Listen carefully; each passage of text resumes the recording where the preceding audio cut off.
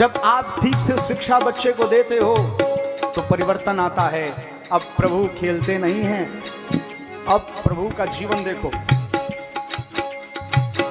प्रातः काल उठी के रघुराई, प्रातः काल उठी के रघुराई, मातु पिता गुरु नावै माता, मातु पिता गुरु नावै माता।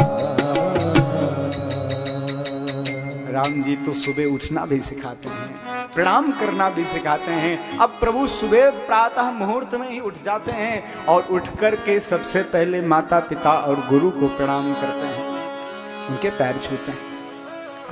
मैं देखता हूं, ये मेरा दुर्भाग्य भी कह सकते हैं, इससे सबसे ज्यादा नुकसान हमारा ही है। बहुत लोग पैर छूते हैं हमारा, इससे हमारा सबसे ज्यादा नुकसान है, हमें ये पता है, लेकिन हम सबको रोक नहीं सकते। और ये सबसे बड़ी दुर्भाग्य की बात है, 80% लोग ऐसे हैं जिनको पैर छूना भी नहीं आता। आता है महाराज जी? नहीं आता। कुछ लोग तो ऐसे, कुछ लोग घुटने तक, कुछ लोग दूर ही से। कुछ दिन में गला न पकड़े महाराज, बस यही डर है। प्रणाम करना नहीं आता बच्चों को, क्योंकि हमने उन्हें सिखाया नहीं, उन्हें झुकना सिखाया नहीं। अब तो उन्हें हम hi hello how do you do सिखाते हैं। हाय बाबा, टाटा, बाय बाय। हमारे यहाँ कम से कम अपने संवर्ग को हाथ जोड़कर प्रणाम किया जाता है, बड़ों को पैर छूकर, पैर में भी अंगुष्ठ के नाखून को छू करके प्रणाम किया जाता है। फिर आपको आशीर्वाद मांगने की बात नहीं है, जरूरत नहीं है। लोग हमसे महाराज जी आशीर्वाद दो, आशीर्वाद देने की बात नहीं है, आशीर्वाद दिया नहीं जाता है। आशीर्वाद आदरणीय इच्छा पर निर्भर करता है।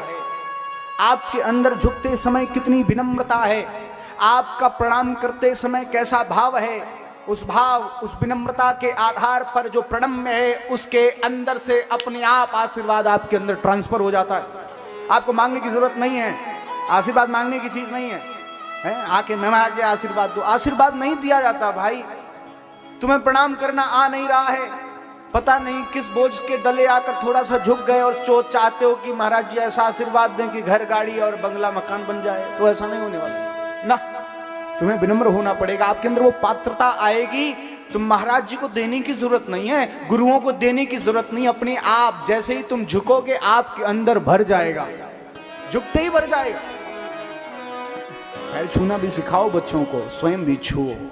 किसका? माँ का, पिता का, गुरु का। हमारे यहाँ वेद तो पहले ही पूजनीय यदि कोई है तो मातृदेवो भव, पितृदेवो भव और आचार्य देवो भव। पहले भगवान तो इन तीनों को ही बताया, फिर भगवान का नंबर आता है, क्योंकि माँ जन्म देती है, पिता पालन पोषण करता है और गुरु भगवान का परिचय देता है। ये तीन ना हो तो भगवान कौन? कौन है भगवान कैसे जानोगे? विदेशों में जाओ, ये तीनों की कोई विशेष भूमिका है नहीं बच्चों के जीवन में, तो वो नहीं जानते भगवान कौन है। वो भगवान के बगैर ऐसे नास्तिकों की तरह, जानवरों की तरह जी रहे हैं।